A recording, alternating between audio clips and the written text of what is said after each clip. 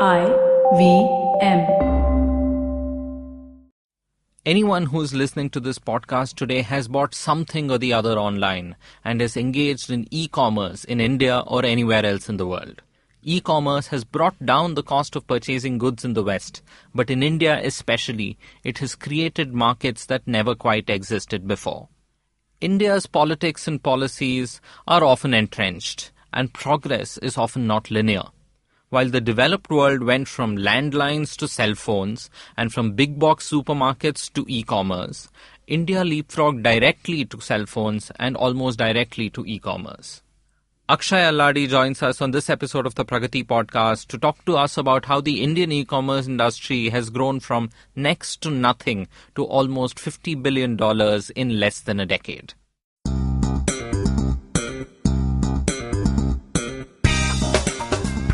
Welcome to the Pragati Podcast, a weekly talk show on public policy, economics and international relations. I'm your host, Pavan Srinath.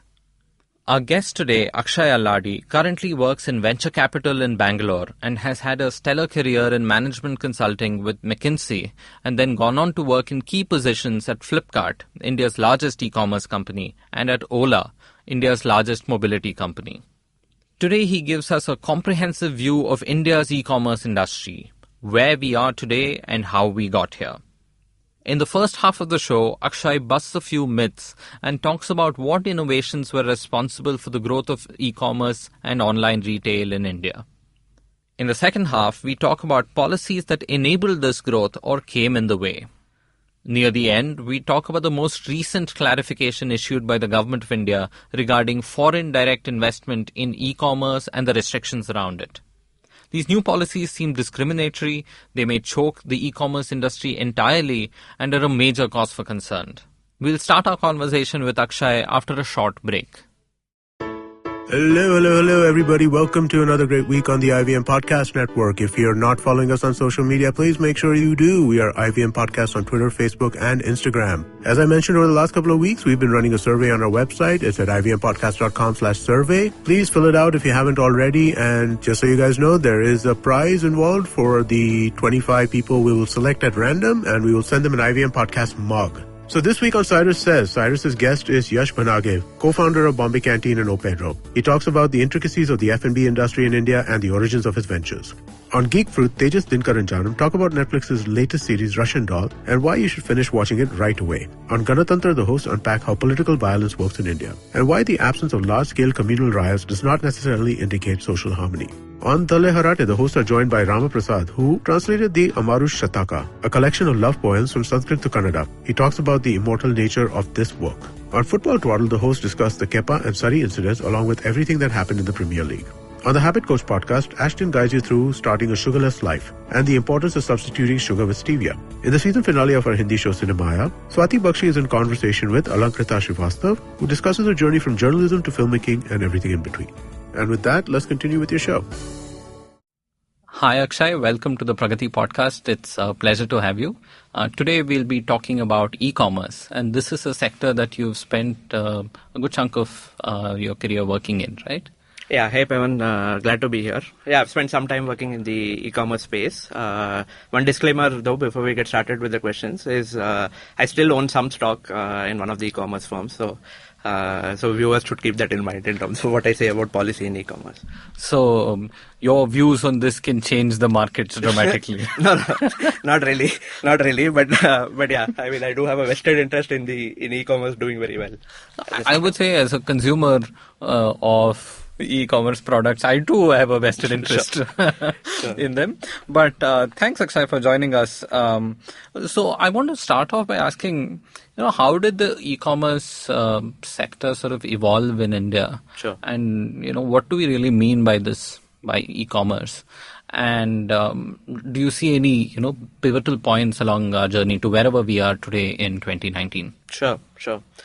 So I think e-commerce in India, is actually like the myth about e-commerce in India is that it is just a copy-paste of e-commerce in the West. That's not the case at all. So if you look at how e-commerce took off in India, all the major inflection points for why it took off in India are very different from the circumstances that obtained in the West. And there needed to be very India-specific innovations which allowed e-commerce to actually become something major in India. So if you actually trace the history a little, coming to your question, firstly, to define e-commerce, at least for the purposes of this discussion, it's largely about buying products online. Okay. Now, you could also buy other stuff online. There's air tickets, there is food and all of that. But for this discussion, let's really talk about things like Flipkart, Amazon, Myntra, others, where you're really buying a product online as opposed to like a service or and so on. Uber and Ola are also technically you can call them e-commerce, but we'll leave them out. Yeah, because the inflection points and what caused them to kind of come up is very different from, let's say, the products, right? So if you're trying to take a historical perspective, let's look at this sector.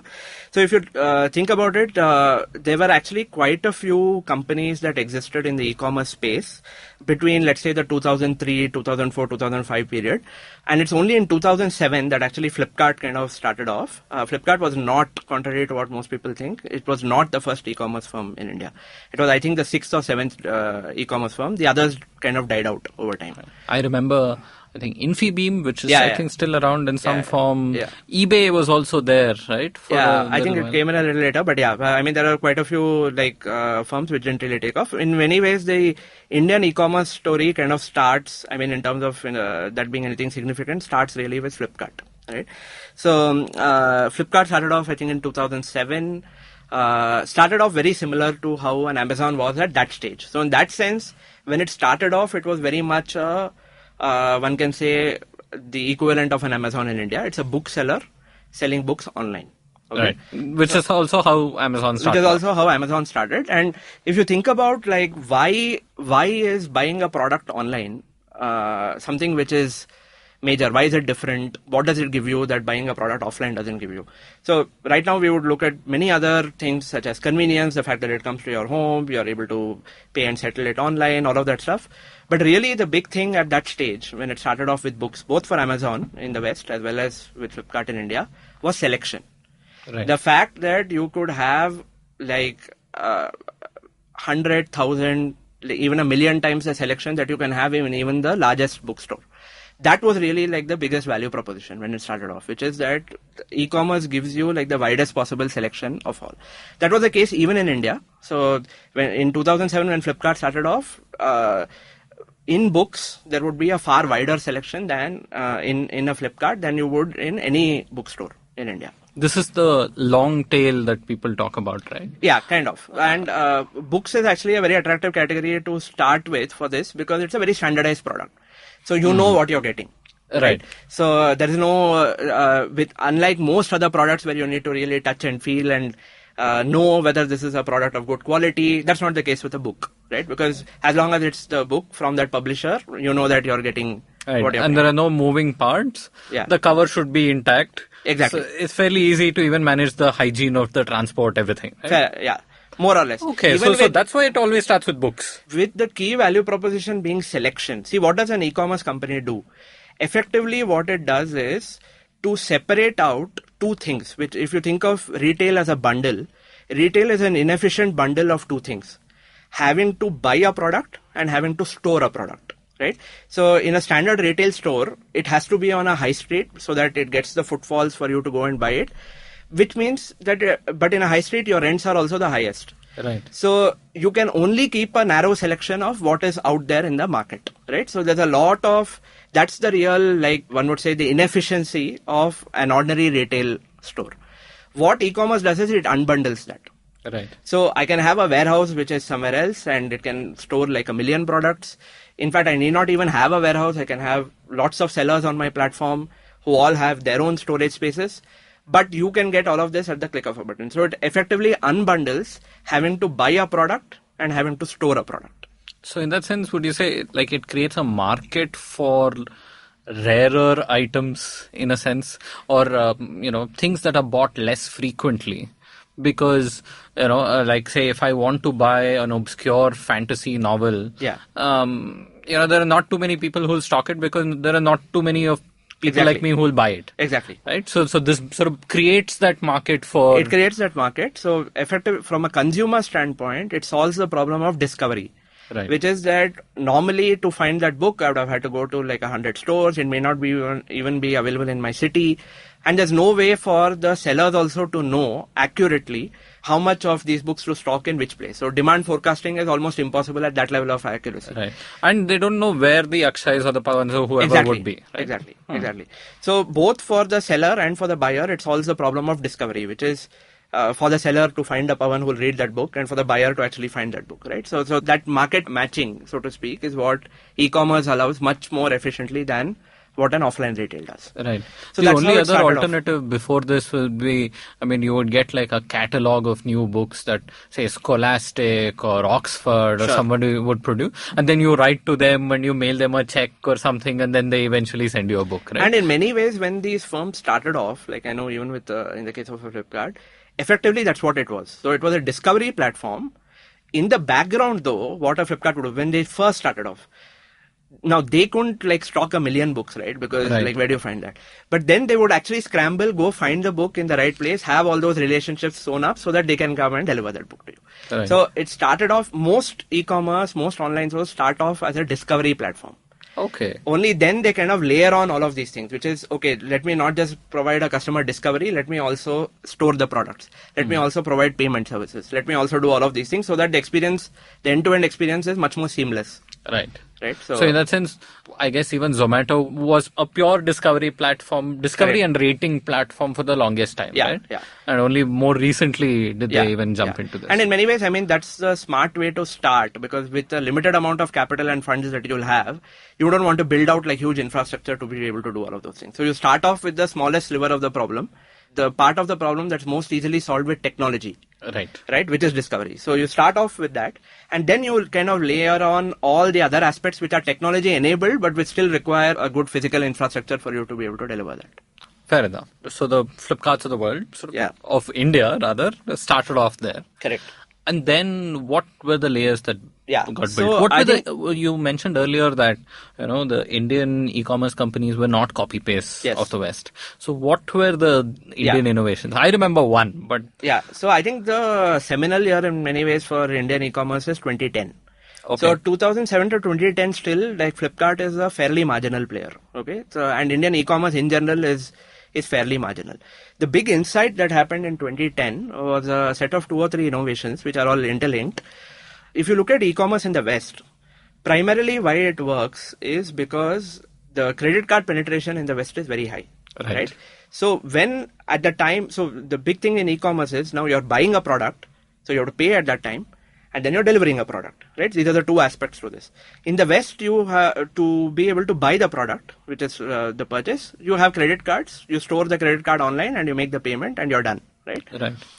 And to deliver the product, you had a good delivery ecosystem with the FedExes of the world in the West, right? So an Amazon, for instance, when it started off in the West, could really focus on just being a very strong technology front end and buying the right selection of products and storing them well.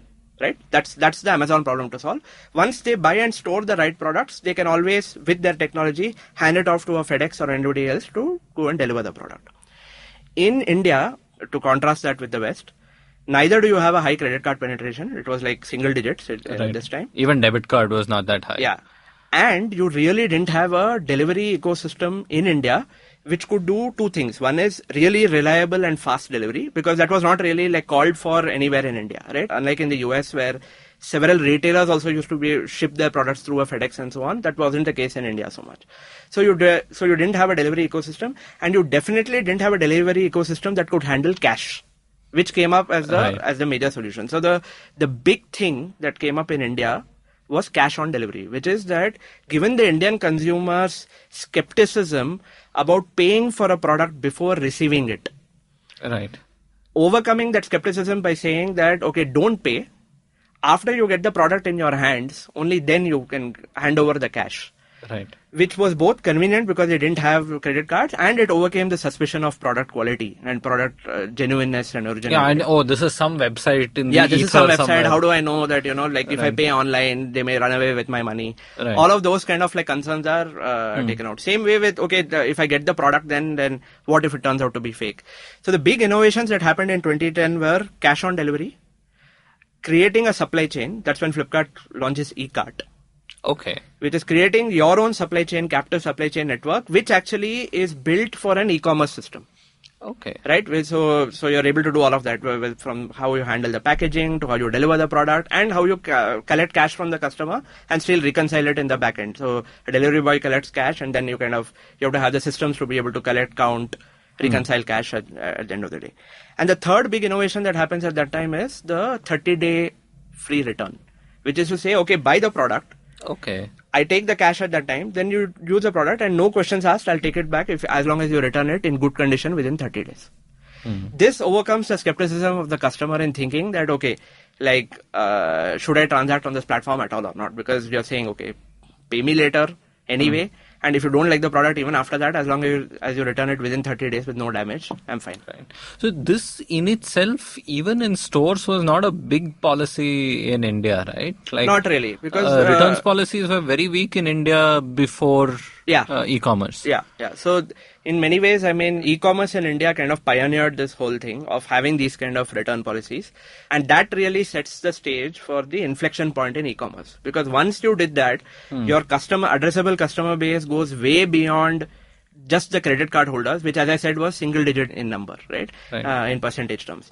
So from that, your addressable market becomes pretty much everybody who uses cash, which is everyone, right? And it also goes to your entire online base in India, which at that time is also taking off in a big way, thanks to telco penetration increasing, mobile penetration increasing. So that really becomes. So they ride that wave with these 2-3 innovations. Yeah, I think 2010 is the big first milestone. 2012 is the second milestone, which is when. See, until 2012, e-commerce still meant going to a website. Right. 2012 is the age when apps come in. Okay. And the other way in which e-commerce in India is fundamentally different from e-commerce in the West, and this is the case not just with India, but with, let's say, China and others, is that Indian e-commerce customers, for the large part, are mobile first. Their first access to the internet is through their mobile phone rather than through a computer. And hence, they launching an app and using apps to be able to transact is a fundamentally different thing. And in India, that becomes a primary mode in which people transact. Right. In the West, of course, that happens over time. But my point is that we kind of leapfrog. We become mobile natives first rather than online natives. So, but tell me something. Back in the day when I think even Flipkart tried with an app-only strategy for a while. I think Myntra might have done something like that. Multiple outfits which did this. One of the things I remember reading and watching was how, while there might be more traffic coming in from mobiles, more purchases were happening. So the desktop engagement was richer. And therefore, so that created certain teething troubles and so on. Well, yes and no. Transactions were still higher on mobiles. That inflection point, we crossed a very long time back. So it's not that in terms of actual purchases, whether in value or volume and all of that, it's much more on the mobile app than it was on this. Okay. I think this was a mistake for a couple of other reasons, which is that you shut off a channel which was still contributing to let's say around 20% of the sales at that time, or 10-20% of the sales, which was kind of unnecessary. The point that you make in terms of engagement, user-generated content was definitely much more on the web, which means writing reviews especially. Ratings you could still give on a mobile fairly easily. But for a customer to actually sit and write a review, having the web channel meant that you would have far greater, richer user-generated content. Okay. So these things happen, and then at some point even Amazon enters India, right? Yes.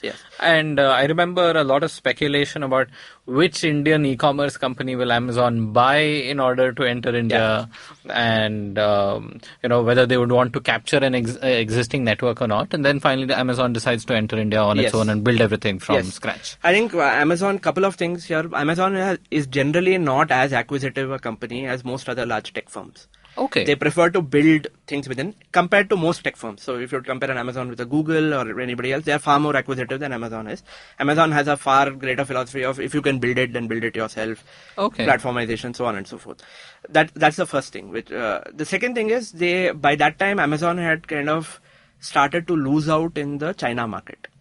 Okay. So to Alibaba, AliExpress, exactly. And the like. And China, of course, has very restrictive kind of regulations and all of that also about foreign, quote unquote, foreign players versus Chinese players. So for a whole host of reasons, Amazon misses out on the next big thing after US retail, which is Chinese retail. They've kind of miss out on that market. So India becomes all the more imperative for them to win because it's going to be the new frontier, so to speak. So in the US, of course, I mean, US is still by far the largest market, still like lots of headroom for them to grow. But if you think in terms of where e-commerce is at inflection points and it's taking off, India was the next big thing after the US, Europe, etc. Exactly. So Amazon like really like comes in a big way in India and makes a big bet on India, and starts to solve a lot of the same types of problems that Flipkart had to solve, which is that allow cash on delivery. Now this is a new thing for Amazon, doesn't happen in the West. Set up your own logistics network. Now Amazon is also doing this in the West, but that's an India first solution in many ways, right? They had to create this in India far before they had to do it there, because there you have a very good, well developed supply ecosystem. So the reality is that foreign e-commerce then sort of copied Indian innovations. So I tend to like not use very judgmental terms like copy. The way I look at it is, see, these are some unique and new problems that have to be solved, and there are some smart solutions for you to adopt, right? Just because they're new to us, sometimes we like, we place a huge premium on who did it first, right? But nobody talks about like Honda being a copy of like the first car, right? We don't think of like car companies that way. But e-commerce, just because it's new, we're like, all of these companies are like Amazon copies, right? So which is not the case at all. The problems that you have to solve, the categories that you sell, all of that are so different in this market as compared to the West that you can't really like compare this at all. I mean, unless you abstract it to the level of saying the idea is to buy a product online. Other than that, I mean, pretty much every problem that you have to solve is very different in our context. Okay, so we sort of chronicle quite a bit of this rise. Yeah. This is also happening at a time when, I mean, India does not have a very large, formal, organized retail market. That's right? Like Amazon even enters the US after, Walmart is there everywhere. Correct. Right. So they're occupying, one sliver of the retail market where they could, get better than Barnes and Noble and Borders and others on the book section before even coming on to other items, right? Amazon, I think, comes quite late into even like household recurring items and so on, quite a bit later, because the Walmarts and the other big supermarkets had established themselves. Yeah. That was also fundamentally different in India, right? Totally. So at what point do all these platforms start diversifying well beyond books into different types of categories? So even, when 2012 happens, there's already diversification into other categories, right? So it's not only a books platform. Books, frankly, in India, again, this is a very India thing. There's not a huge market for books in India. And the biggest market within books is for textbooks, right? That's the case even today. Even on e-commerce sites, the biggest market within books is textbooks. Wow. Right? So it's a very different kind of like nature. So that couldn't be the thing that really takes off in any case. The big thing that starts to happen is when you start selling mobiles online, right? This is when the whole mobile revolution takes off. The Chinese phone companies start entering India. Correct. I mean, first the major Korean majors, the Samsungs of the world, and then you have the Chinese firms too coming in. And for the Chinese firms, this becomes a way for them to leapfrog not having to build out an entire distribution network in India. So if you think of a Xiaomi, Xiaomi is now, I think, the number one smartphone brand in the country in terms of number of phones sold per year. And while it has a small offline presence now, for the large part, the whole brand has been built on online. So if you think about the years that Samsung had to put in to build distribution, and before Samsung, actually, the now dead Nokia, which used to be the major phone earlier on. Nokia's biggest strength used to be its distribution. So Nokia was to phones what ITC was to cigarettes, right? Which is with distribution muscle, you're able to like push through your products because yours is the most famous brand. So every store has to carry it. And once you have that kind of distribution, you become impregnable. That becomes your moat, right? Nobody can kind of threaten you. And then you strike various kinds of deals, right? I mean, same with, say, Kingfisher and liquor stores, right? You'll sponsor a billboard. You sort of have But frankly, priority. You just win on the back of distribution. You're present everywhere. Nobody can afford to not keep your phone because that's what customers are coming into the store. No, and you can bargain saying, keep only my phone or stock my phone first. You can do all of that. You can do all of that. In fact, so much so that in their heydays, a Nokia and this thing could actually go and literally say that you as a retailer are buying so many phones. This is the bill. Give me the money. Wow. Right? And you couldn't protest, right? Because that's the kind of market power that it had. Now, of course, there's a big technology change that happens, which is ordinary phones to smartphones. When a company like a Nokia starts to lose power to the smartphone brands. But the second big innovation that happens at that time is the distribution, which is the fact that you don't need an all-India physical distribution to be able to build an all-India brand. And this becomes a self-reinforcing circle. So people go and buy on a Flipkart or an Amazon because that's the only place that you can buy a Xiaomi phone. And you buy a Xiaomi phone because it is available on a Flipkart and an Amazon. So these companies kind of like build each other up in many ways, right? And that's how like you catapult from being like a no-name Chinese brand with no presence in India to being like one of the largest smartphone brands in the country, right? I remember like whenever any new Chinese brand came, the name would always be a little odd, right? Whether they are Chinese names like Xiaomi or whether they are like OnePlus or 10 or G or bizarre, right? I mean, as far as Indian nomenclature is concerned. But because they could get online and do this and also outcompete each other on price and specifications and everything, that you had such a dynamic market. And especially in India where affordability and price is still like the biggest driver of purchase by far, even online. Since that is the case, I mean, these brands have a huge advantage because they come in with good specifications, good functionality at low price points. So they become like really desired products, right? So that really becomes the second inflection point, which is the big smartphones coming in, which strike exclusive deals with these platforms. And multiple innovations on the selling front also. So you have this flash sale, which creates its own. I wanted to come to that, right? Yeah. One question to you is, are cell phones and mobile stuff still one of the largest in gross merchandise value terms, it's still the largest category for the major e-commerce platforms. Okay. Which is for the multi-category platforms, which is Flipkart and Amazon, that's still the largest category in gross merchandise value terms. Having said that, both of them want to now move consciously towards other categories for a couple of reasons. One is, of course, mobile upgrade cycles themselves mean that there is a slowdown in the sales of mobiles that you should expect on these platforms, because a person doesn't like buy a mobile every year, right?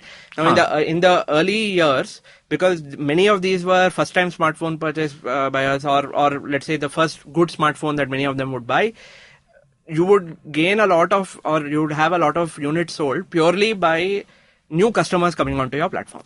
Now, while you still have a lot of new customers coming onto your platform, the frequency of upgrade of phones becomes a far bigger driver now for people to buy a phone. Because it becomes a more mature but also stable market, not one which can necessarily grow as much. Yeah, so you cannot have that kind of growth, whereas your overall e-commerce opportunity is still huge. So this will form a smaller share of the e-commerce platforms in the future than it did in the past.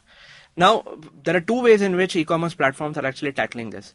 One is to actively build up other categories which are far more high frequency purchase and so on, whether it is small home goods, they're even doing things like furniture, and furniture doesn't mean like huge sofas and all that, but even small like home stuff. And the big unsolved problem which everyone wants to solve ultimately, grocery, when it becomes a daily purchase, right? So these are the things that they're doing to be able to get away from mobile. The other thing that they're doing is to actually try and lubricate the upgrade cycles of mobiles itself by doing things like, so there are a lot of innovations on the affordability front that you'll see on both Flipkart and Amazon to get you to upgrade your smartphone faster. For example, it is that a product exchange, which is you will get a far cheaper your iPhone or your latest Samsung Galaxy at a far cheaper price if you give me your old smartphone. Right. And what these companies then do is they have their own way to then refurbish those mobiles and sell it in a seconds market to be able to recover the value. Which is also a flourishing market, right? It's a flourishing market. So like you'll see both the major platforms now spending a lot of focus on refurbishment and to actually like sell this in a secondary market. Flipkart, for instance, actually even started a second platform for transacting called Too Good, where this liquidation of these products is not just done to like a large buyer somewhere, like selling it to like Africa or something, but it can even be sold to like an end consumer as a second product. Second meaning as a used good. Yeah, as a used good. So Flipkart has created this Too Good platform, it's called. So you have product exchange on the one hand, you have no cost EMIs, which again like help you make it affordable because you're paying only a fixed amount every month, which is far smaller and there's no interest, right? It's a no cost EMI. So all of these innovations are done on the payment front to try and get you to upgrade your phone faster. Okay. There's also now guaranteed repurchase, which is to say we'll sell you the phone and in 1 year's time or 2 years' time when the new model comes out, we'll sell you the new phone and you give back the old phone. Okay. And we are guaranteeing you at the time of buying the first phone that we'll take back.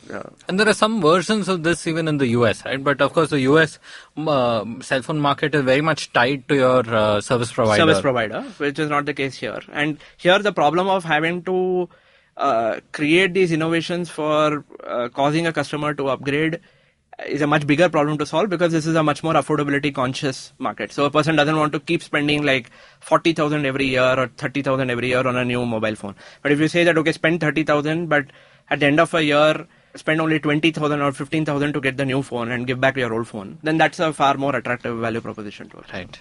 You're driving us down this whole consumerist nightmare path, which is going to destroy the environment. And there are some legit concerns there. I think India still has not figured out how to manage, it's silicon waste and so on. But anyway, Possibly. That's a completely tangential issue.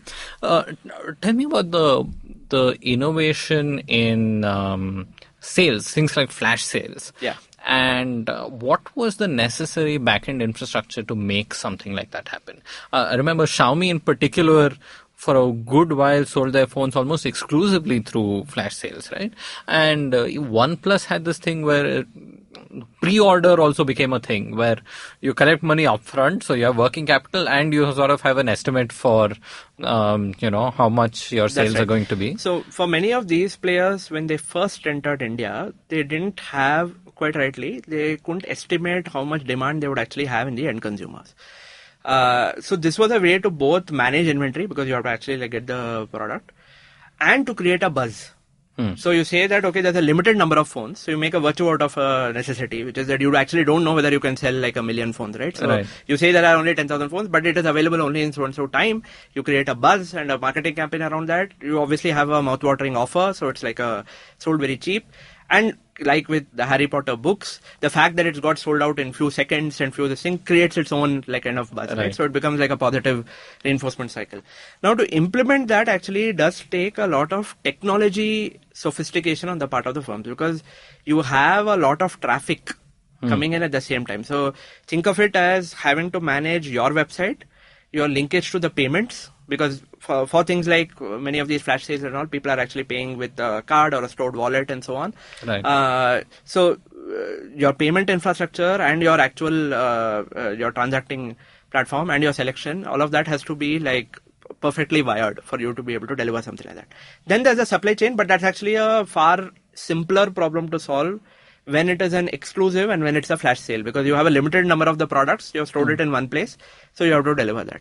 The supply chain becomes far more challenging when it comes to other things like the Big Billion Day sale, which is not a flash sale, but which is like a major sale event. That's a much more complex problem. So here it's much more of a technology problem to be able to solve this aspect of managing the traffic and managing the payment. So there's like IRCTC website crashing. Right? Exactly. I mean, it was that problem. It's kind of that. But that sort of illustrates how it was not just an ICRTC and a Sarkari website problem, right? All websites struggle to deal with extremely large, high frequency visits. Struggle in the sense, yes, it's a problem to solve and explicitly to solve for, and these firms, even with very good like engineering quality, don't always get it right. Like if you remember, I think that was the second Big Billion Day, faced a lot of flack because like the tech went down, right? When customers were transacting. So that does happen. So is it also like an estimation issue, like how much people expect traffic, how high the frequency? Yeah, and the I think it's both that and also like the robustness of this one. But after that, I mean, it's never happened. After that second Big Billion Day, I think, if I'm not right, it's I think it's the second Big Billion Day.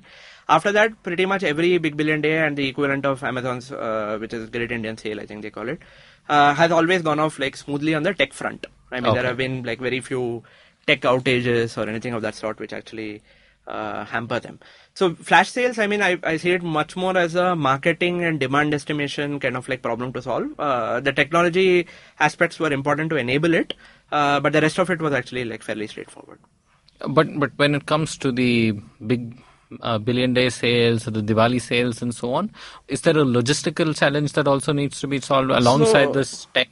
Very much so. Very much so. So if you think of something like the big sale events, now retail markets around the world have major sale events, right? So you have the whether it is a Singles Day in China, and you have this Black Friday, Black Monday, whatever in the US. So, Black Friday and Cyber Monday, I think. Yeah. So they have so big sale events is a known thing in retail in any case.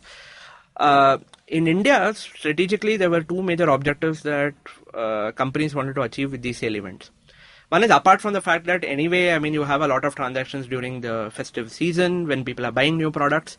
It was really about two things. Acquire a lot of customers, because Indian e-commerce is still at a stage where more of your growth is coming from new customer acquisition than increasing transactions per customer for existing customers. And a sale event, because of the kind of products that you put in, the kind of offers that you have and so on, becomes a great way for you to attract new customers. So that becomes the first reason for you to do a big billion. The second reason, the second objective, strategic objective that it serves, is to set a new normal in terms of how much you can sell per day. Okay. Which is, you gear up. So typically what happens after these sales is that you're selling a certain amount in the sale, like it becomes 5 times as much, 7 times as much. And then after that, it doesn't go back to the original normal because you've acquired a lot of customers and so on. And more importantly, you've also built the capability, whether in your supply chain or whether in your technology, to be able to handle that kind of volumes per day. Okay. So these events become like the way in which you can cause step changes in your business. So that's the second strategic objective. Now, to be able to achieve that, obviously, there are like a ton of problems that have to be solved. If these are your objectives, firstly, I mean, you should get the kind of brands and offers which allows you to get new customers in. Right. So that's why you'll see like the best offers and all of that happening during this time, because you're supposed to attract a new customer who hasn't used e-commerce in the past, right? Second thing is, you have to be able to now, increasingly over the last few years, you have to be able to come up with a lot of payment innovations, things like no-cost EMI and so on, because for a customer to buy several products and large products at that, like buying an air conditioner or a fridge, these are the kind of products that are also sold during it. For them to be able to do that, you need to be able to provide affordability options. So that becomes another. And then third and fourth, these are the big physical aspects of it, which is building your supply chain and building your customer support or your call center to be able to handle the new volumes. That is a huge task, because what you have is building physical infrastructure, and you still don't want to build so much physical infrastructure that it becomes underutilized for the rest of the year. Right. So that's a classic asset that you're building. So how do you kind of like defray that? And the second thing is manpower. So you have to ramp up your manpower. I mean, at the end of the day, you need ex-delivery boys to do like wide deliveries, and same with the call center as well. So to be able to ramp up and quickly train like additional staff and then ramp down, because those you can still do on a contract basis, so you don't necessarily need to keep them on your rolls always. Those become the principal challenges to solve to be able to make something like Big Billion Day happen. Yeah, is inventory management also a big challenge in this? How much do you buy? How much do you estimate what gets sold? And the idea is also to be able to deliver it quickly, right? So you need to sort of this is where I think machine learning and things like that are already being used in a big way, right? To forecast pretty much every patterns. e-commerce firm now has enough data over a period of time to be able to come up with reasonably accurate demand forecasting. Okay. So which product will sell where, in how many quantity and so on is reasonably accurate, right? So and the offers are also so good, so you know that it will fly off the shelf. During a Big Billion Day and during Great Indian Festival or whatever Amazon calls it, you don't have fast delivery as compared to the normal, because if you were to also provide fast delivery at that time, the kind of supply chain infrastructure that you will have to build up will be huge. And frankly, if you look at the Indian customer, the principal purchasing behavior in general, and certainly true during the sale events, is largely driven by great deals. Right. So not I want it right now. Right. So typically what you would do is you would do a very segmented approach to what you deliver when. So A mobile phone or something like that, which you know a customer typically because it's such a high value purchase and all of that, you'll try and deliver it quickly. So I think 2 big billion days back, if I'm not mistaken, if you bought an iPhone in any of the major metro cities, which is top 8 cities, not just top 4, you would get it on the same day. Okay. But that was done as a specific customer delight, knowing that, okay, like if you're buying an iPhone, and that was the only place where you could buy that latest iPhone. Okay. Only on Flipkart. So then you will get it on the same day. But for other products, like let's say you're buying clothes, you will get it like 2 weeks later, 2.5 weeks later, and frankly, customers won't mind that. Okay. So you have a slightly segmented approach to how you kind of wire your supply chain in such a way that you're not like massively building up your costs, but at the same time, you're going to deliver some delights on the customer service for products where fast delivery matters. Okay. Akshay, thank you so much. This was a fantastic overview of, what's happened since e-commerce sort of started taking off in India and all the various kinds of innovations that had to happen on the business end of things and on the tech end of things.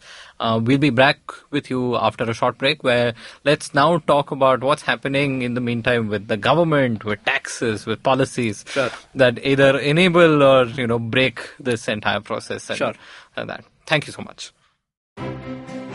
Hey Meghnad, do you know how to citizen? Hey Shreyas, do you know how to citizen? Hey Meghnad, do you know how to citizen? Hey Shreyas, let's just do a podcast about it. Let's do a podcast about it. A podcast is called How to Citizen. In every episode, we get a new guest and discuss one chapter from the 8th grade civics textbook. Think about it as 3 friends revising before a test. And we go back to school. There's nostalgia, there's trauma, there are lunch breaks, there are favorite teachers, there are horrible teachers, there's everything. So every Tuesday we bring in a guest on the podcast and we ask them a very simple question. Do you know how to citizen? Meghnad, I think the question is, do you know how to citizen? But Shreyas, I'm asking you this question. Do you know how to citizen? Welcome back to the Pragati Podcast. I'm here with Akshay Alladi and we are talking about e-commerce and how it's grown dramatically over the last decade and a half. Akshay, we've so far been talking about the technology and the business and the innovations that have happened there. But we have not yet talked about the elephant in the room, the gorilla in the room, pick the metaphor that you like, which is the government. And here, we as a country have not been very keen on foreign money coming into our retail, right? That's right. The mom and pop stores will shut down. There have been all kinds of protests that have happened from various sources. So in this climate, how did FDI or how did these e-commerce companies even take off? Yeah. From Flipkart, which were homegrown, to Amazon sort of entering India. What even enabled e-commerce to take off? Yeah. So, I mean, there has been a lot of opposition to FDI in retail, in multi-brand retail to be specific. FDI in single-brand retail still happens. So you can have like an Adidas store, but you can have like a Walmart in India which sells to the end consumer, right? So what is allowed in general retail is cash and carry. So you have like a metro kind of thing, which acts more like a wholesaler, but you can't have selling to end customers, selling multiple brands and multiple categories. That's not allowed. Right. That's why Metro, technically you need to be registered with your company or something to even go buy that. Exactly. Right? Because it's a company to company or a B2B kind of like sale as opposed to a B2C sale. And even with single brand retail, that's only seeing reality now, right? Yeah. I mean, beyond the Adidases of the world, it's only now that IKEA is finally set up in Hyderabad. You have a couple of sports brands, sort of single brand retail, which is set up. But even there, it's sort of the government has to give permission and it's not sort of automatic, right? Yeah. Whereas if you're opening a software company in Bangalore, you don't need a million government so the approvals. retail sector has been a little, I mean, historically in India and even now, by the way, 90, for all the e-commerce revolution that's happened, it's only 2% of total retail in India. 2%? 2%. That's it? That's it. Right? Wow. In value terms, it's only 2%, right? So it's how much of it is then organized retail? Yeah, so that's a good question, but I mean, very little data on that. I would say, and it depends on how you're defining organized and so on and so forth. But like the large format stores and all that, again, it gets you to only something like 10%. Okay. So much of the remaining is mom and pop shops. Okay, so that's the market structure in India, and hence there is a huge amount of, naturally, I mean, both for policy and political reasons, there's a huge amount of sensitivity around quote unquote protecting this whole sector, right? So multi-brand retail in general, I mean, is something which governments have been very cagey about allowing FDI in, because I mean, the whole myth that used to be there earlier, right, which is that Walmart will come in and all your regular shopkeepers will be out of business, right? Now, when e-commerce starts to take off in some way, then the country kind of comes up with a policy which makes a distinction in saying that you can sell multiple brands. You don't need to be a single brand, but only if you are a marketplace, okay? And you are not a seller. Now, what is the distinction? If you think of retail in general and e-commerce, actually more e-commerce in particular, there are three entities here, right, which in some ways come together to deliver something to a consumer. There is a brand, there is a seller, and then there's a marketplace. Okay. So the brand would be your Xiaomi phone. The seller might be some person sitting anywhere in the country who's actually bought the Xiaomi phones. Right. And then lists himself as a seller on an Amazon or a Flipkart. And then you're buying from that seller on an Amazon platform, right? So this is what the government says now is allowed, which is that I allow a lot of foreign investment as long as these foreign entities are being that layer of being a marketplace. So there are different brands that can come in, there are different sellers, but ultimately this marketplace, which is what the consumer is interfacing with to be able to access that brand and the seller, that can be like totally foreign owned, which is why you have these complex holding structures in India where you have Flipkart and Amazon, which have their marketplace platforms. They each have a retail arm too. Now, what does the retail arm mean? Which is when Amazon or a Flipkart themselves are the seller. Right. So you Flipkart, this is WS Retail. It used to be WS Retail. I think it's called RetailNet now and so on. In Amazon, it is Cloudtail.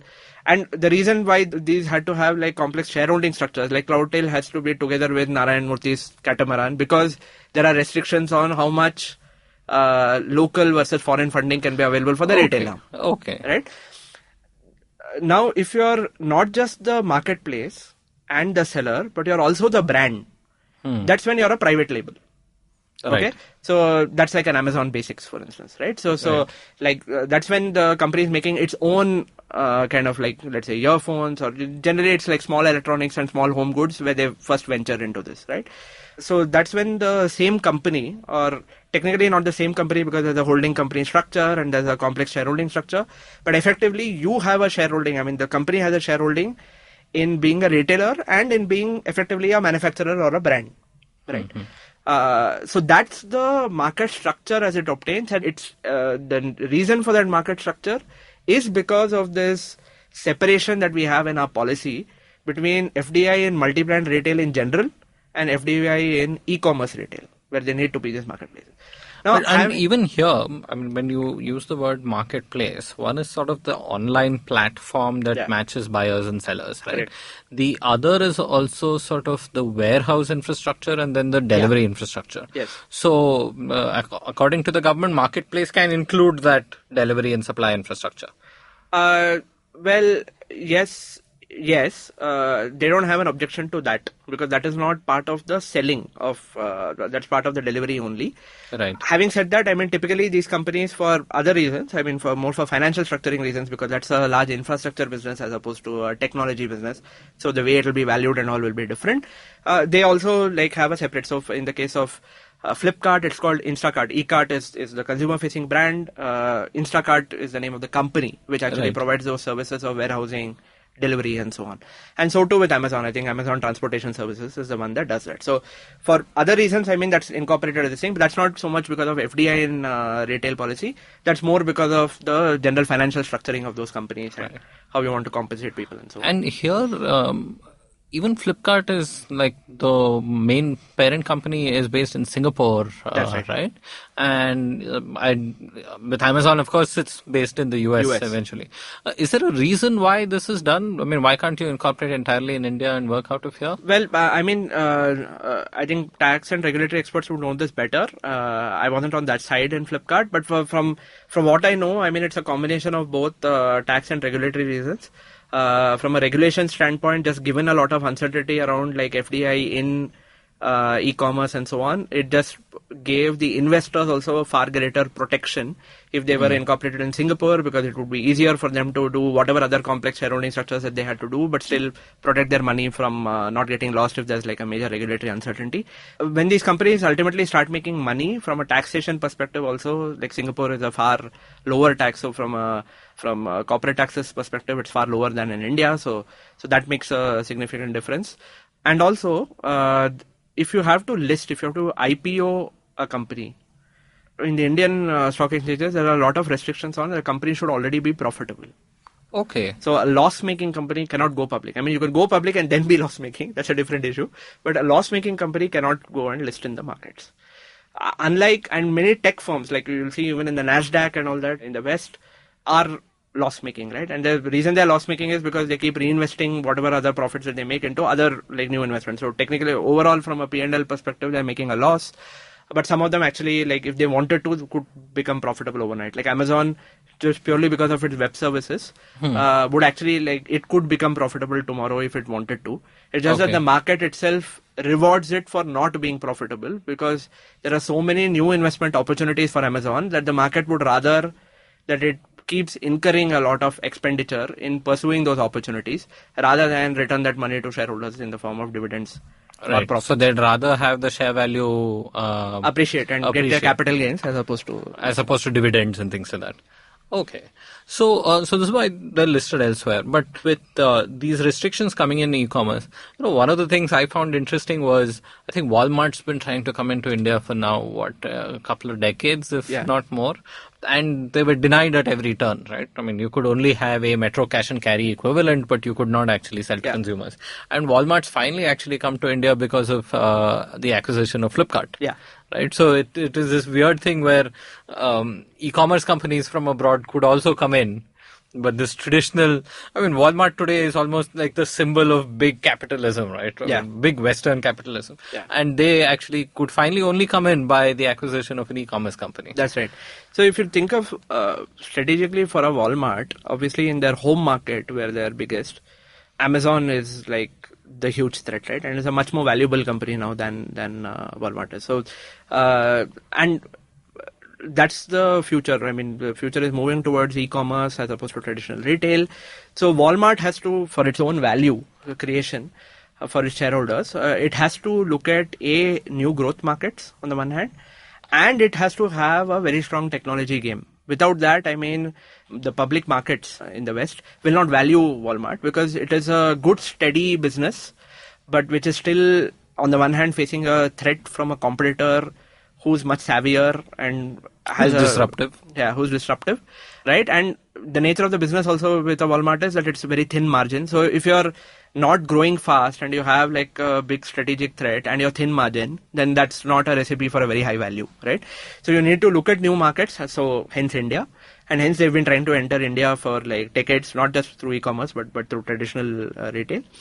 And they need to have a strong e-commerce game as well, and which is why you have a Jet.com acquisition in the US for a Walmart, and you have Flipkart in India, which is the biggest strategic bet I think that Walmart has made, which is to enter Flipkart in India.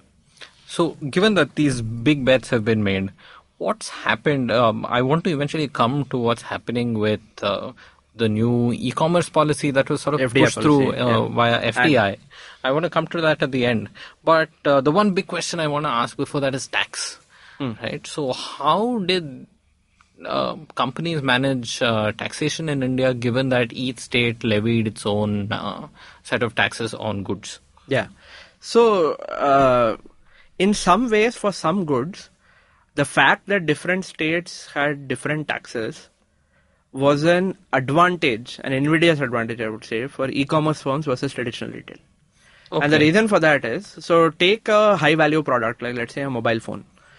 In a pre-GST world, so where you had like different states having different taxes, a standard e-commerce company would just do this, which is store the mobile in those locations where the taxes are least, because in a pre-GST world, it's a source-based taxation anyways, right?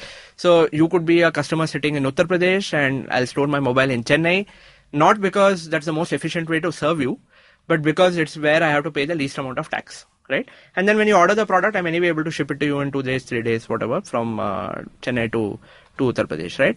Now, if you think about it, in a way, I mean, that was a market distortion because for the average Uttar Pradesh mobile phone retailer then, he's being outcompeted by a firm which has the advantage to be able to like store their mobiles anywhere and sell anywhere, right? Right. Now, GST in many ways kind of upends that whole thing. And apart from this, obviously, then what happens is every time you cross state borders, you have to, so in your supply chain delivery, then you have to like show all the papers, this thing. Not all of it, by the way, has got solved due to GST in any case, but much of it has. Right. But those become some of the issues that are caused by the pre-GST to the post-GST kind of world, which is... So you end tax arbitrage of that You nature. end tax arbitrage. But as a consequence, so that is e-commerce versus traditional retail. So you end tax arbitrage. But for e-commerce companies themselves, the big implication of GST is now e-commerce companies can design their entire supply chains based on pure economics, which is what makes lowest cost sense for me and what makes best service delivery sense from a customer standpoint. Those become the considerations and not tax. Right. So fundamentally, the supply chains of both of these major platforms, and in fact, even a lot of the other e-commerce firms, I mean, the sister concerns of Flipkart, like a Myntra and others, and even the long tail of other e-commerce firms, the Paytm malls and others of the world, their supply chains will be fundamentally reconfigured because of GST. So, but because there is no external constraint on how they there's do no it. external constraint, and that fundamentally means that cost of doing business and better service can both be achieved. Right. So what happens now is, so typically like in a post-GST world, most supply chains would be reconfigured this way, which is, since I don't have tax as a consideration anyway, so I look at it as, okay, like there are mobile phones that I have a demand forecast which says that there'll be like 10,000 mobile phones sold in Uttar Pradesh, and that too like in Lucknow, let's say, in this time. And so on. And I have like a demand forecast for every location. So then I look at, okay, like what are the service considerations that customers will have? They want a mobile phone within like, let's say 2 days. They want, they're okay with apparel coming in, let's say 1 week or 10 days. So I look at that whole demand pattern and then I decide where I place my warehouses. Right. Okay. And most companies now, what they would do is there'll be far greater warehouse consolidation, which is you'll have these large warehouses where you store most of your goods. Which allows you to deliver products at a much lower cost. But at the same time, you have several small forward warehouses where you store a very small selection of products, which as and when it keeps getting depleted, you replenish it from these large warehouses. Okay. So the forward deployed warehouses allow you to give fast service to a customer.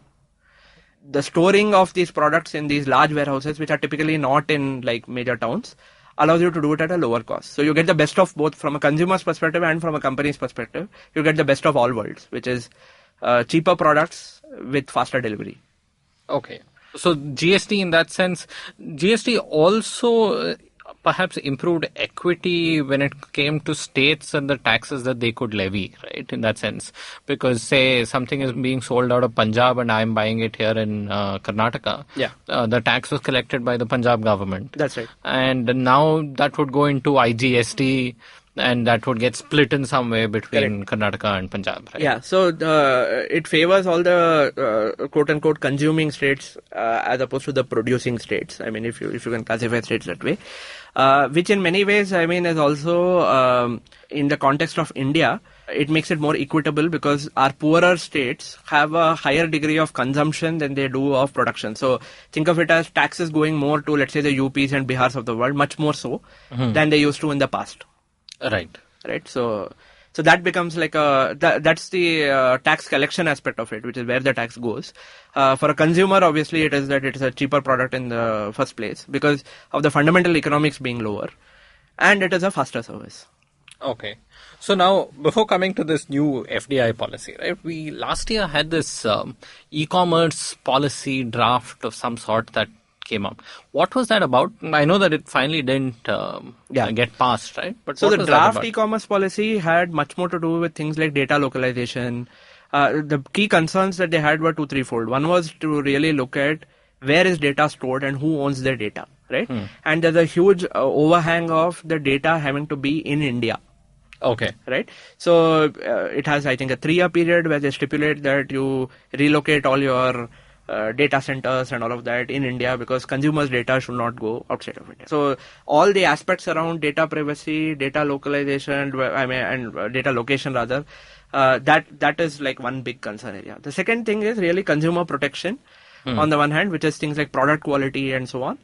And that also includes seller protection, because these are marketplaces. So they also have considerations such as, which are quite weird actually, which is if a seller has to place an ad on any of these platforms, how much can that platform charge the seller is something which is regulated with this.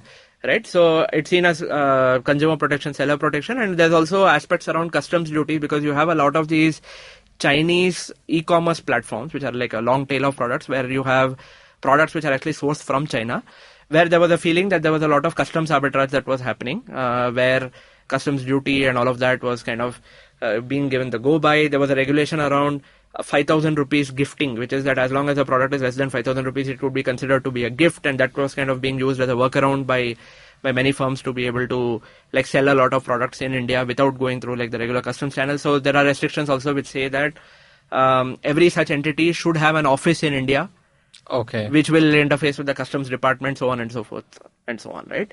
Which might end up like killing, or at least like significantly changing that whole aspect, because they don't want to like necessarily like put up like physical infrastructure here and deal with offices here and so on. So those are some of the major concerns of that policy, which is the draft e-commerce policy.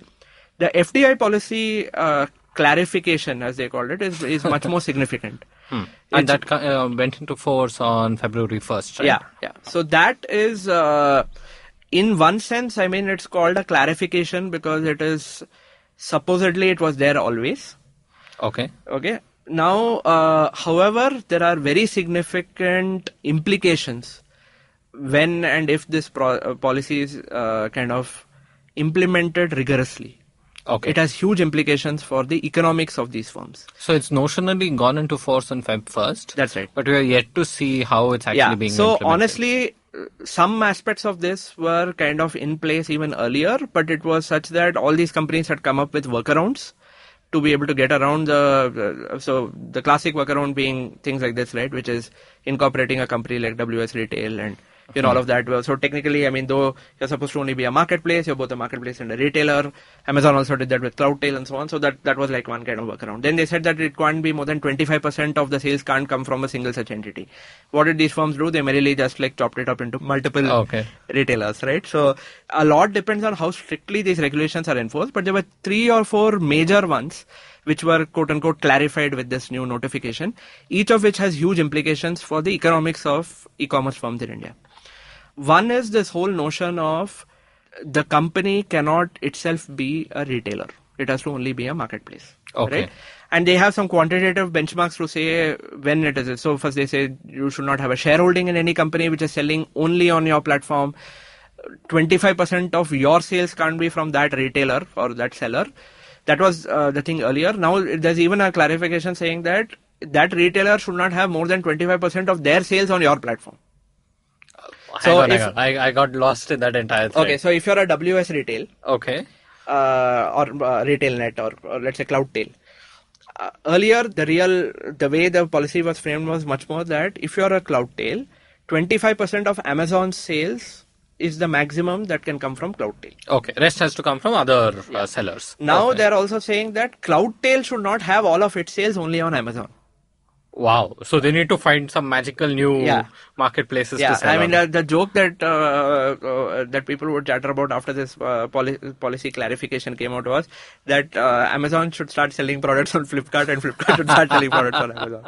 So if you link this back to the earlier part of the conversation where I talked about these 3 entities, there's the brand, there's the seller, and then there's the marketplace. Right. The clarification in this FDI policy now puts huge restrictions on these 3 entities or any 2 of these entities being the same.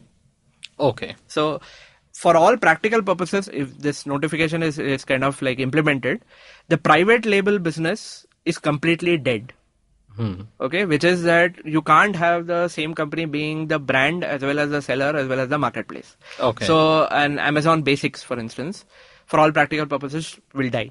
right? Okay. With this, if this regulation is enforced, which is a huge deal for the economics of these firms as well as for the consumer, right? Because if you think about it, how do any of these companies make money, right?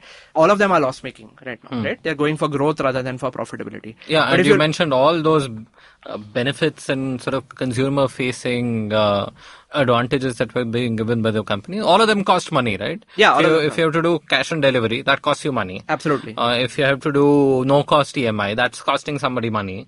All of those innovations were also fueled by sort of venture capital. That's right. That's right. So, I mean, all Indian consumers have gotten a gigantic subsidy from whoever is invested into all these companies. Right? And I'm very happy about that. Yeah. Exactly. As a beneficiary of that. As the old joke goes, this is Canadian pension funds and American pension funds funding the making sure that poor Indian consumers in, let's say, UP and Bihar get a subsidized mobile phone. Right. That's what. Which is fantastic. Which is better than what USAID might do or some American aid agency might do. Yeah. So clearly they're loss making. Yeah. So if you think of the path to profitability for any of these firms, it has 3 or 4 levers, right? One is sell products where you make a higher margin. One step to do that is that you're making your own product. I mean, not that they literally make the product, but they create the brand and they know which products to design and so on and so forth. And all these marketplaces have excellent data on price points and what products what product specs. So they know exactly what customers are looking for, which means that you can design a product with exactly the specifications that customers are looking for because you know what customers want. Yeah, I'll tell you the one Amazon Basics product that I own and that I've been owning for a while are their simple leather notebooks. They are the cheapest of their kind. They're typical black leather notebook with a little bound on it. Yeah. And Amazon knows how to just make it and knows how to sell it at the perfect price point for me. Actually, I'll tell you the best example of this. This is actually pretty cool. There's a brand on Myntra called Moda Rapido. Oh yeah, this is the AI fueled brand, right? It's a brand that designs without a designer. Right, so it looks at data about what customers are looking for from clothes, what are different trends, and so on and so forth, and then the artificial intelligence engine that runs on that data then comes up with the new designs, and is able to then give those designs to a manufacturer to make. So it is a Myntra brand, and they sell it at the right price point. They sell it at the right price point, and they design to that value. If customers are looking for a particular type of product, then you're focusing only on creating what the customers actually value. Right. So one big path to profitability for these firms is really to be able to increase their product margins. Second aspect that increases your product margin is if you buy the products, right? So Walmart in this case and Amazon in that case, since again they know what products people are looking for, they actually can take the inventory risk. They can actually buy products, which means they buy products in bulk. They get it in at a far cheaper price.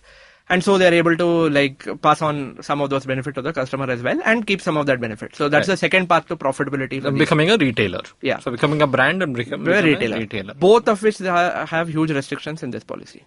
Okay. Right? From a consumer standpoint, hence, if you think of retail, the value proposition of retail is, and if you trace it back right to the beginning of the journey, wide selection. That's how the whole Flipkart book story started.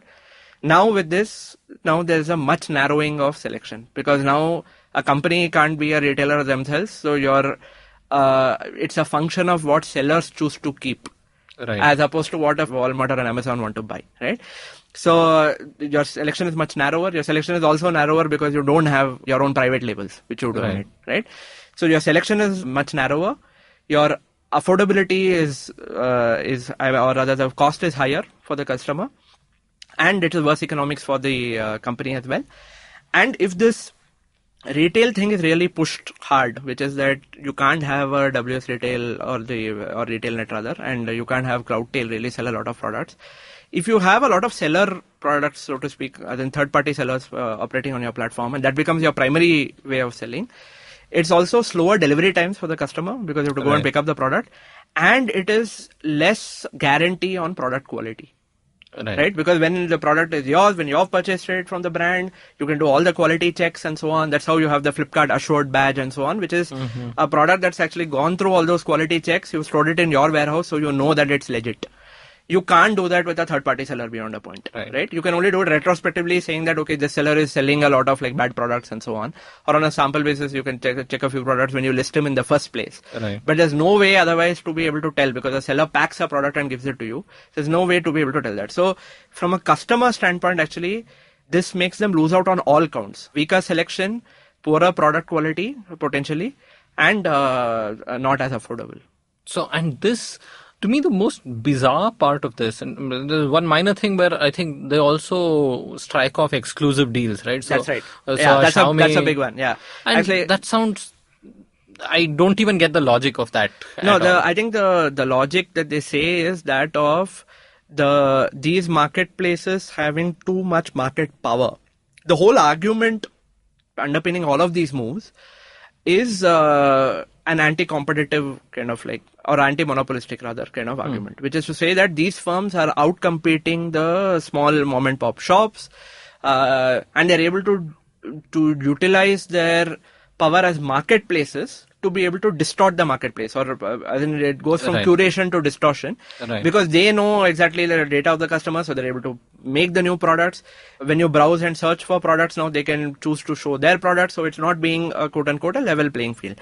Now there is a reasonable argument to be made on competition grounds to be able to say that, hey, should you allow a marketplace to have this kind of power at all or not, right? From a market structure, how to regulate marketplaces standpoint, it's a reasonable kind of debate to have. And platforms have posed an entirely new challenge to competition law and everything. Exactly. So of course, private labels thing is a little absurd, because even an ordinary like mom and pop, not a mom and pop, but a large format store like a Big Bazaar and all have their own private labels as well, right?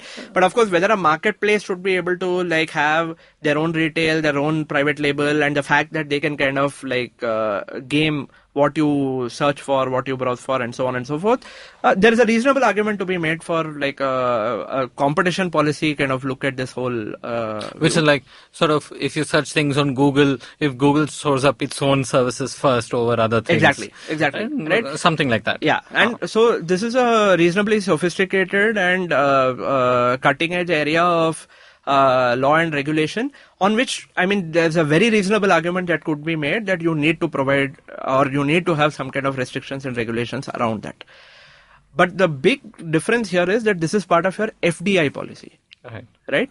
This is not part of your competition policy. This is not part of your regulation of retail in general and so on. It's part of your FDI policy. What that means in practical terms is, tomorrow if a big Indian businessman, for sake of argument, let's say Mukesh Ambani, starts an e-commerce firm, none of these restrictions apply to him, right? So a Reliance can get into e-commerce and they can have their own private labels. They can be a retailer. In fact, almost definitely they will be a retailer. And so fundamentally, their selection, their affordability, and hence their pricing to customers and their service will all be better than a Flipkart or an Amazon. Right? So there's this big artificial difference created between foreign money and Indian money. Exactly. And money is money. And money is money. And from a consumer standpoint, actually, like, you're not, if this was really about protecting the small seller, which is what ostensibly all of this is about, then it ought to have been part of the general regulation on competition, or at least competition for this in this industry. It should not have been part of the FDI policy. Right? Because this in no way, I mean, tomorrow when Mukesh Ambani does invest in the space with the big bucks, there's no way that any of those consequences that you anticipated for, and now it's a different matter whether you should or shouldn't protect those sellers in the first place. But I'm saying that if you have taken that stance, there's no way that you're achieving that policy objective with by incorporating this as part of the FDI policy. Right. So here, I think my colleague Anupam Manur has also written a research brief of some sort of looking at how do you think about competition regulation. But even one problem with the moves that have been made is that they've come in through the FDI route. Yeah. The second problem is that these are the equivalents of bans and price controls and sort of extreme restrictions. That's right. Which are sort of before the fact rather than after. Yeah, and honestly, they don't keep pace with a lot of the innovation that happens in this space, right? So, I mean, you can say that, okay, there should be FDI in a marketplace. But as we've seen with all of these firms, what prevents them from then creating another entity which becomes a retailer, another entity? And these are problems that need to be solved anyway for the Indian consumer, right? So when you have a demand to solve that problem, people will find, and there's no way your regulation will be able to keep up with all the innovations that happen in this industry, right?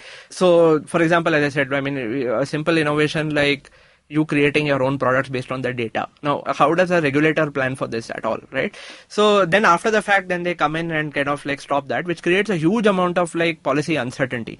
We've heard about, though they've denied it now, that after these so-called FDI clarification came in, that Walmart actually was looking to write off its entire Flipkart investment, right? Okay. Because they were like, no point in sinking more money into this if this is what it's going to happen. Now, the point is not whether they actually do that or not. The very fact that an investment of the scale of a Walmart and Flipkart, which was, 16 billion, 12 billion? Something at that scale, that an investor can then think about writing that off. Right. Means that you fundamentally put the business at immense risk. Yeah, you're putting the sector at immense risk. So the policy uncertainty around this and the regulatory tinkering that's happened over time is, I think, very dangerous for what it says about business climate in India. Which is that, so anybody else will think twice about investing in India, not just in this space, but in any space, saying if so many regulatory clarifications will come about, which will then fundamentally hamper the business models that these firms use, then how do you invest with any kind of confidence? So almost this clarification is sort of this era's version of the retrospective tax that happened in a manner of speaking in the UPA government. Yeah, right? exactly. So it is maybe it's not as egregious as that, but it's fairly bad because of the kind of chilling effect that it has on the investment climate and policy certainty, which is very important for investing in general, right? So that is, and that too, since it came so close on the heels of a fairly massive investment in this sector, I think the kind of psychological effect of that is like even higher, which is that after so much of capital has kind of crowded into this space, if now you start to like restrict it a lot, and kind of pretend that all of it was because, it was always supposed to be the case and so on, that kind of definitely makes people lose confidence in the investment climate.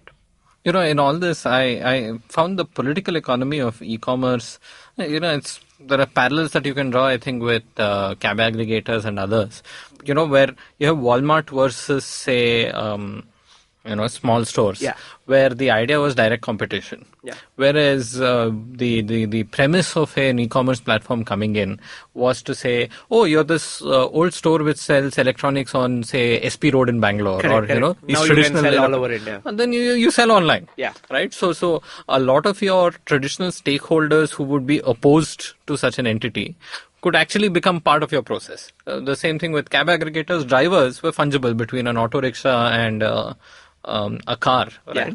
So that stakeholder, so if we look at it just from that political economy point of view, could actually change sides. Honestly, there are quite a few sellers online whose entire businesses or a substantial part of their business has been built by virtue of the fact that they are online, right?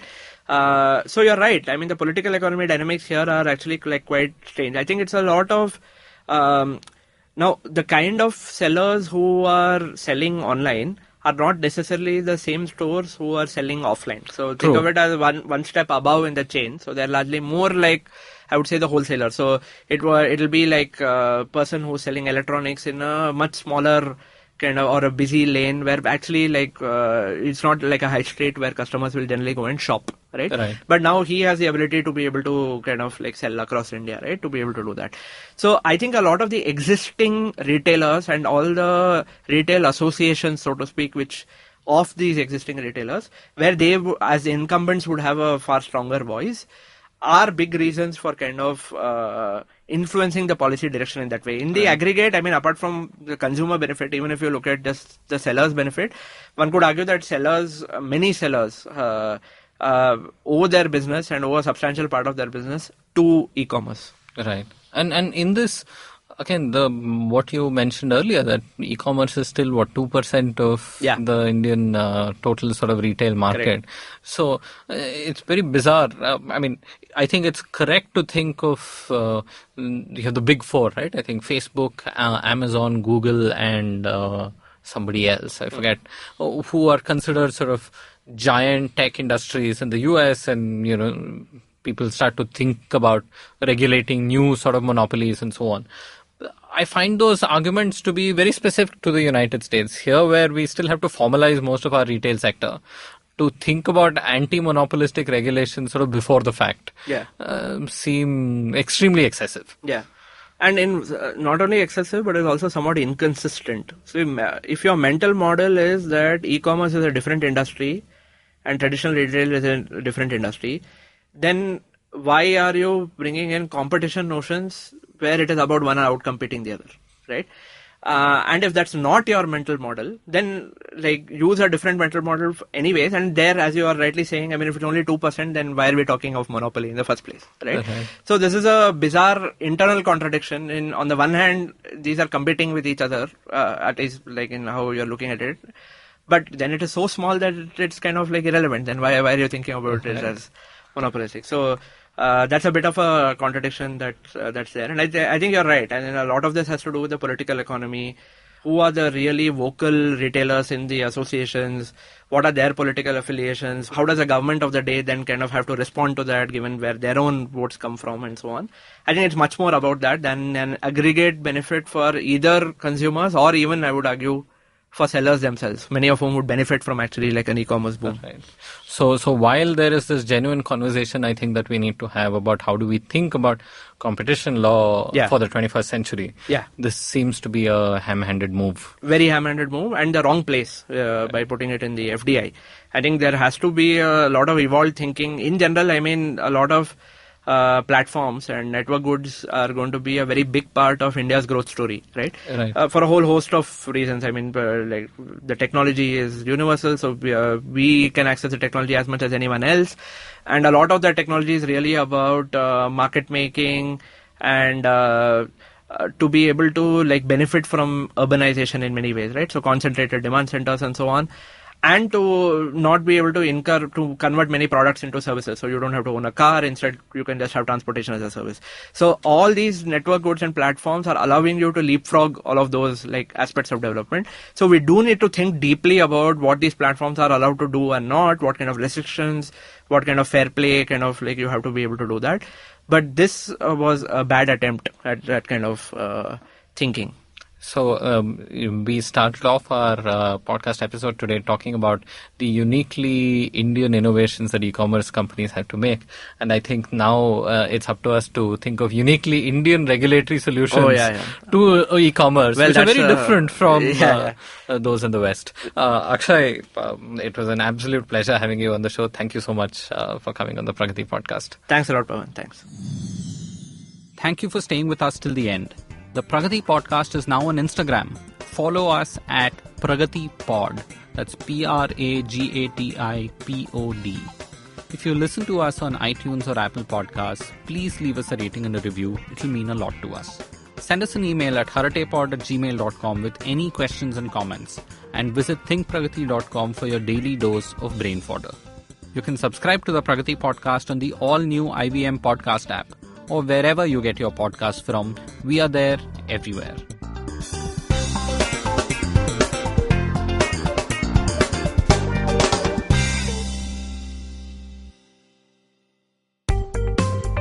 Hi, my name is Anupam Gupta. I'm B50 on Twitter. I am the host of Paisa Paisa, the show that talks money. On my show, I speak to experts from every field of money and finance, from stock markets, equities, debt funds, credit cards, life insurance, every possible area of money and finance that you can think of. We even did an episode on cryptocurrency. I've got fantastic guests from mutual funds to personal finance experts everywhere. Robo-advisory, startups, just name it, we've got it. At Paisa Paisa, we help you make smart decisions about money. You work hard for money. Now make your money work hard for you. New episodes out every Monday, and you can listen to my show on the IVM Podcast app or any other podcasting app that you have.